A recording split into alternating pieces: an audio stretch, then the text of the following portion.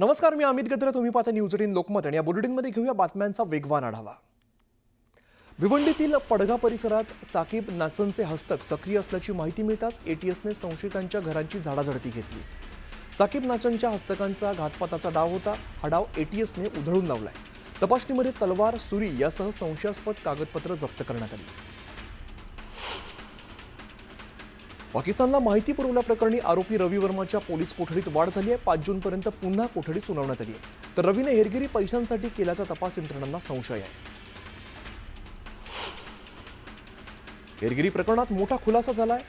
ISI भारतीय number वापरत असल्याचं समोर आलंय. पाकिस्तानमधून अनेक भारतीय नंबर वापरले जात आहेत. अटक झालेल्या हसीनने अनेक भारतीय नंबर ISIला पुरवल्याचा खुलासा केलाय.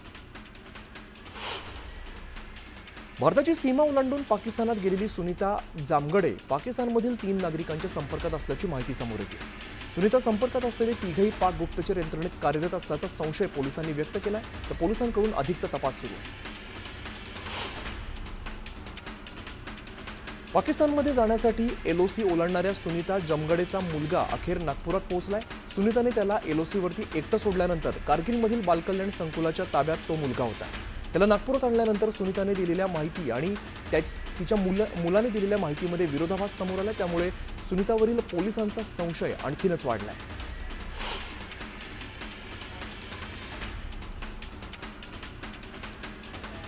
धार्मिक भावना दुखावल्याप्रकरणी अटक करण्यात आलेल्या सोशल मीडिया इन्फ्लुएन्सर शर्मिष्ठा पनोलीच्या अटकेवरून आता नव्या वादाला तोंड फुटलंय.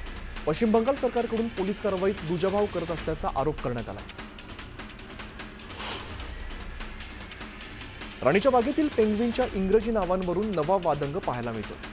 नव्याने जन्मलेल्या पिल्लांना मराठीच नावं देण्यात यावीत अशी मागणी भाजपानं केली आहे. तर यासाठी भाजपाचे भायखळा विधानसभा अध्यक्ष नितीन बनकरांनी आंदोलन केलंय. यावेळेला त्यांनी पेंग्विनला आदू, संजू, तेजू अशी नावं देत भाजपानं पेंग्विनचं नामकरण केलंय.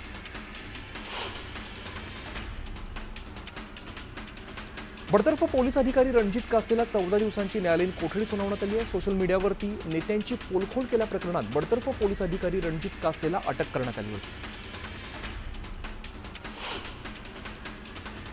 अन्न आणि औषध प्रशासन मंत्री नरहरी झिरवाळ यांच्या दौऱ्यात अनुपस्थित असणाऱ्या तहसीलदारांना जिल्हाधिकाऱ्यांनी कारणे दाखवा नोटीस बजावली. मंत्री नरहरी झिरवाळ आज नांदेड जिल्ह्यातील किनवट दौऱ्यावरती होते. यावेळेला तहसीलदार शारदा चोंडेकर हे अनुपस्थित होते. नारायणगावात न्यूज 18 लोकमतचे प्रतिनिधी सचिन तोडकर यांच्यावरती एका खासगी एजंटने हल्ला केलाय. प्रतिनिधीच्या वाहनाचं नुकसान झालंय. बातमी दाखवल्याच्या रागातून हा हल्ला करण्यात आलाय. बीड जिल्ह्यात एका वर्षात 850 महिलांनी गर्भपिशवी काढल्याची माहिती आरोग्य विभागाच्या आकडेवारीतून समोर आली आहे. मात्र 5000हून अधिक महिलांनी गर्भपिशवी काढल्याचा दावा मनीषा तोलकेंनी केला. खेड तालुक्यातील चिंचगरमधील मंदिराच्या कलश रोहणाच्या कार्यक्रमात वैभव खेडकर, रामदास कदम आणि उदय सामंत एकाच व्यासपीठावरती होते. यावेळेला राजकीय टोलेबाजी पाहायला मिळाली. तर मनसेच्या वैभव खेडेकरांना अप्रत्यक्षपणे शिवसेनेत येण्याची ऑफर देण्यात आली. मनसेचे राज्य संघटक वैभव खेडेकर मनसेवर नाराज असल्याची चर्चा आहे. वैभव खेडेकर यांनी एक्सवरील पोस्टमध्ये निष्ठावंतांना कवडीची किंमत नसते असं म्हटलंय. त्यामुळे खेडेकर मनसेला जय महाराष्ट्र करण्याच्या तयारीत असल्याची चर्चा रंगली आहे. उपमुख्यमंत्री एकनाथ शिंदे नाशिक दौऱ्यावरती आहेत. उभाटाचे नेते विलास शिंदेंच्या मुलीच्या लग्नासाठी एकनाथ शिंदे नाशिक दौऱ्यावरती गेलेत. एकनाथ शिंदेंच्या उपस्थितीमुळे उभाटाचे महानगर प्रमुख विलास शिंदे ठाकरेंची साथ सोडणार असल्याची चर्चा आहे. भरत गोगावले यांच्या अभिष्ट चिंतन सोहळ्यातून महेंद्र दळवी यांनी तटकरेंवरती टीका केली होती. यावरती राष्ट्रवादीचे प्रवक्ते अनंत परांजपे यांनी जोरदार पलटवार केला होता. यावरून थोरवेंनी अनंत परांजपेंना खडेबोल सुनावले. नाशिकमध्ये येत्या 8 दिवसात ठाकरेंच्या शिवसेनेत राजकीय भूकंप होणार असल्याचा दावा मंत्री गिरीश महाजनांनी केला. महाजनांच्या दाव्यामुळे राजकीय चर्चांना उधाण आलंय. ठाकरे बंधूंनी एकत्र यावं असं सूचक वक्तव्य शिवसेना उभाटाचे आमदार सुनील प्रभू यांनी केलंय. महाराष्ट्राची इच्छा भविष्यात पूर्ण होईल असंही ते म्हणाले. तर आगामी महापालिका निवडणुकीच्या पार्श्वभूमीवर शिवसेना उभाटा पक्षाची कोल्हापुरात महत्त्वाची बैठक पार पडली. या बैठकीनंतर सुनील प्रभू बोलत होते.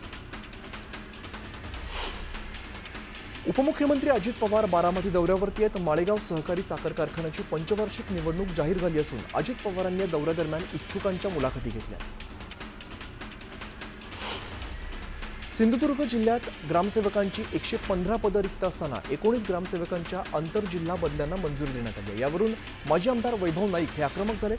तर वरिष्ठ अधिकाऱ्यांनी आर्थिक देवाणघेवाण करून ग्रामसेवकांना मुक्त केलं असा आरोप वैभव नाईकांनी केला. लाडक्या बहिणींना सरसकट पैसे देणं चूक असं म्हणत उपमुख्यमंत्री अजित पवारांनी कबुली दिली आहे. तर प्रायश्चित्त म्हणून अजितदादांनी राजीनामा देण्याची मागणी संजय राऊतांनी केली.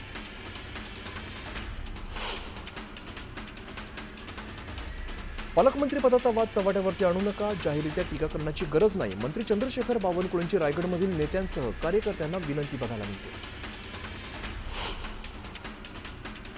ठाकरेंच्या शिवसेनेचे उपनेते सुधाकर बडगुजरांनी मुख्यमंत्री देवेंद्र फडणवीस यांची भेट घेतली आहे. भेटीचं कारण अद्याप अस्पष्ट आहे.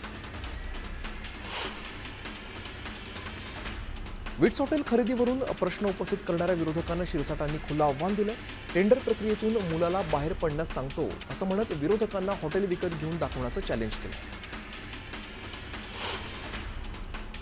पालघरचे पालकमंत्री गणेश नाईक यांनी विक्रमगड तालुक्यातील नुकसानग्रस्त टेटवाली गावाची पाहणी दौरा केलेला आहे. मात्र दौऱ्यादरम्यान पालकमंत्र्यांनी नुकसानग्रस्तांशी संवाद साधलाच नाही. फक्त अधिकाऱ्यांशी चर्चा करून गणेश नाईक हे परतले.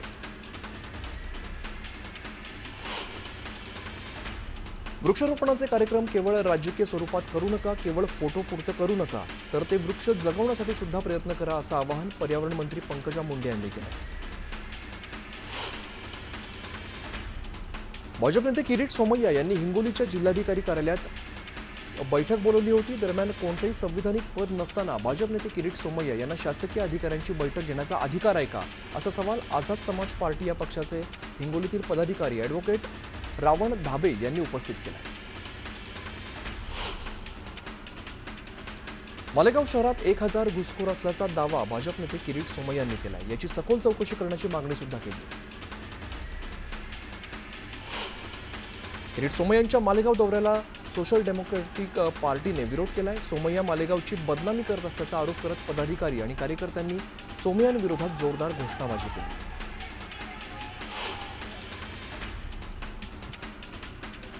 चंद्रपूर ते मोहर्ली दरम्यान नव्या बसेसचा शुभारंभ करण्यात आला. आमदार किशोर जोरगेवार यांच्या पुढाकाराने लोकार्पण करण्यात आले.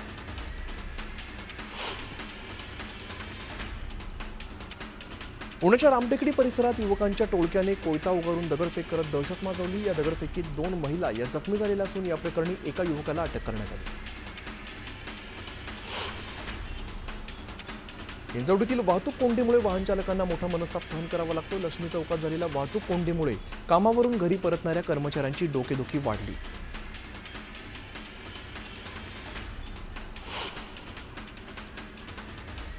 जुन्या पुणे मुंबई महामार्गावरील कामशेत या ठिकाणी वाहतूक पोलिसांच्या दुर्लक्षामुळे वारंवार वाहतूक कोंडीचं चित्र पाहायला मिळत आहे. कामशेत पवना चौकात वाहनांच्या लांबच लांब रांगा लागल्यामुळे वाहन चालकांना नाहक त्रास सहन करावा लागतो.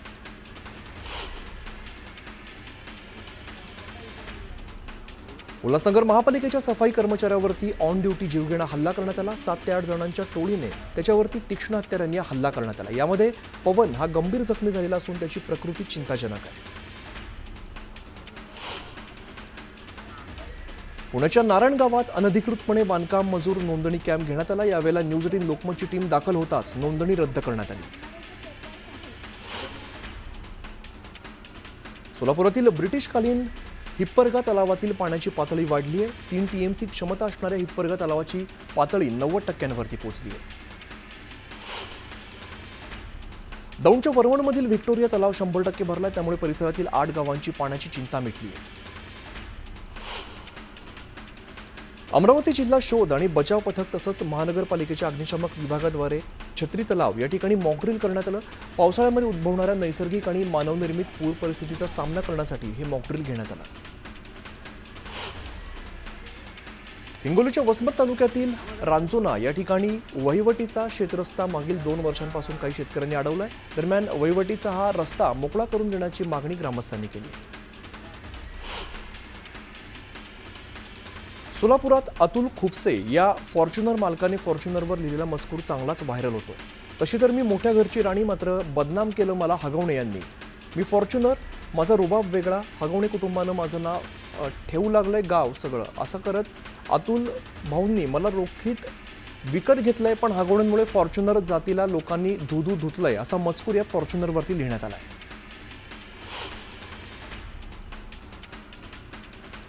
विजेच्या समस्येवरून महावितरण विरोधात धरणगावात भोणे या ग्रामस्थांनी तीव्र आंदोलन केलेलं आहे. धरणगाव इथल्या महावितरण कार्यालयाबाहेर जोरदार घोषणाबाजी करत शेतकऱ्यांनी आत्मदहनाचा इशारा दिलाय. सांगलीत झोपडपट्टीधारकांनी आमरण उपोषणाला सुरुवात केली. झोपडपट्टीधारकांना घराचे मालकी उतारे मिळावेत या मागणीसाठी गेल्या अनेक वर्ष झोपडपट्टी पुनर्वसन समिती आंदोलन करत आहे. चंद्रपूर जिल्ह्यात दाखल झालेल्या 2 रानटी हत्तींनी वन विभागाला चकवा दिलाय. हत्ती ताडोबा अंधारी व्याघ्र प्रकल्पाच्या कोर भागामध्ये जाण्याचा प्रयत्नात असताना त्यांनी प्रादेशिक जंगलामध्ये मोर्चा वळवलाय.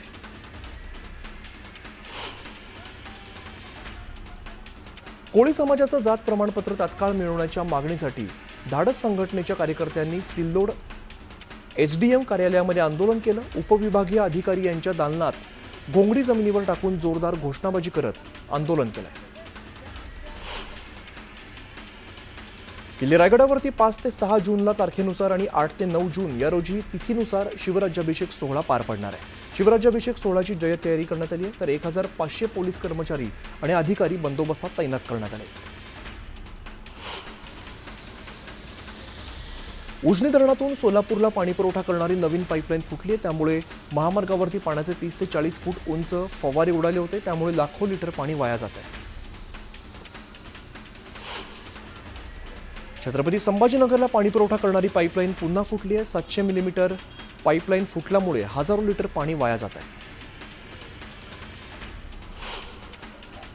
पिंपळगाव बसवनमध्ये शेतकऱ्यांनी आंदोलन करत कांद्यांचे लिलाव बंद पाडले. टोमॅटोचे थकीत पैसे न दिल्यामुळे शेतकऱ्यांनी आक्रमक पवित्रा घेतलाय. दरम्यान तातडीने थकीत पैसे देण्याची मागणी केली आहे. एमआयडीसीने संपादित केलेल्या जमिनीचा मोबदला मिळावा या मागणीसाठी शेतकऱ्यांनी विषारी औषध प्राशन केलं. संपादित केलेल्या जमिनीच्या बोर्डावरती चढत शेतकऱ्यांनी आत्मदहन आंदोलन केलंय. चिपळूण पंचायत समितीच्या इमारतीवरती झाड कोसळलं. त्यामुळे इमारतीचं नुकसान झालंय. इमारतीमध्ये असलेल्या कागदपत्रांना धोका निर्माण झालाय. आदिशक्ती संत मुक्ताईची पालखी 6 जून रोजी पंढरपूरकडे प्रस्थान करणार आहे. संत मुक्ताईच्या मंदिरात पालखी सोहळ्याची जय्यत तयारी सुरू असून यावर्षी संत मुक्ताईचा हा 316वा पालखी सोहळा आहे. जळगावच्या अंजनी धरणात 27% जलसाठा शिल्लक आहे. कासोदा आणि एरंडोल या गावांसह 10 ते 15 गावांना या धरणातून पाणी पुरवठा केला जातो. जळगाव जिल्ह्यातील 41 गावांसमोर मोठं आरोग्य संकट निर्माण झालं. या गावांमध्ये पिण्यायोग्य पाणी उपलब्ध नसल्यामुळे पावसाळ्यामध्ये दूषित पाण्यामुळे होणाऱ्या आजारांचा धोका मोठ्या प्रमाणात वाढलाय. त्यामुळे प्रशासनाच्या उपाययोजनांवरती प्रश्नचिन्ह निर्माण झालंय. अहिल्यानगर मनमाड महामार्गाच्या डागडुजीसाठी केलेला कोट्यावधींचा खर्च पाण्यात गेलाय. मागील अनेक वर्षांपासून महामार्गाच्या कामाचं शुल्क काष्ट संपताना दिसत नाहीये. त्यामुळे या रस्त्यामध्ये खड्डे आहेत की खड्ड्यामध्ये रस्ते हा सवाल उपस्थित झालाय. देहू परिसरात बाळा भेगडेंनी स्वच्छता अभियान राबवलं. संपूर्ण परिसरातून यावेळेला 10 ते 12 टन कचरा गोळा करण्यात आला.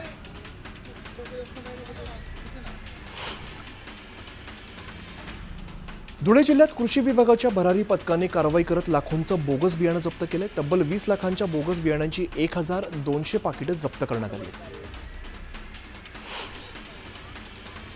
मावळमध्ये रस्ता दुरुस्तीच्या मागणीसाठी आंदोलन करण्यात आलंय. साईनगर मामुर्डी या मार्गाच्या रुंदीकरणासह रस्ता दुरुस्त करण्याची मागणी करण्यात आली आहे. लेखी आश्वासनानंतर आंदोलन मागे घेण्यात आलंय.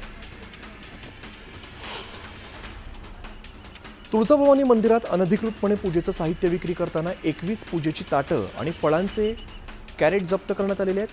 भाविकांच्या श्रद्धेचा फायदा घेत काही अनधिकृत विक्रेते मंदिर परिसरात नियमबाह्य पद्धतीने पूजेसाठी लागणारं ओटीचं साहित्य विक्री करत होते.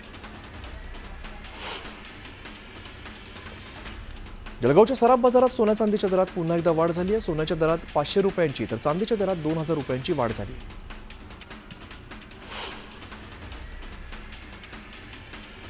जळगावच्या भडगाव तालुक्यातील महिंदळे या ठिकाणी जनावरांच्या गोठ्याला अचानक आग लागली. या आगीमध्ये 2 गायी आणि 2 वासरांचा होरपळून मृत्यू झालाय. तर शेडमधील जनावरांचा चारा आणि शेतीचं साहित्य जळून खाक झालंय. चंद्रपूर शहरातील तुकुम ताडोबा या रस्त्यावरती भीषण अपघात झालेला आहे. ट्रक चालकाला चक्कर आल्यामुळे ट्रक अनियंत्रित झाला आणि नागरिकांना धडक दिली। या अपघातात एका मुलीचा जागीच मृत्यू झाला असून एक मुलगी जखमी झाली। अमरावती शहरातील राधा सिटी या परिसरातील एका गोडाऊनमध्ये धाड टाकली असता गोडाऊनमधून 12,50,000 रुपयांचा गुटखा जप्त केला। ही माहिती पोलीस कस्टडीत असलेल्या राजेश केशवाणीने दिलेली होती।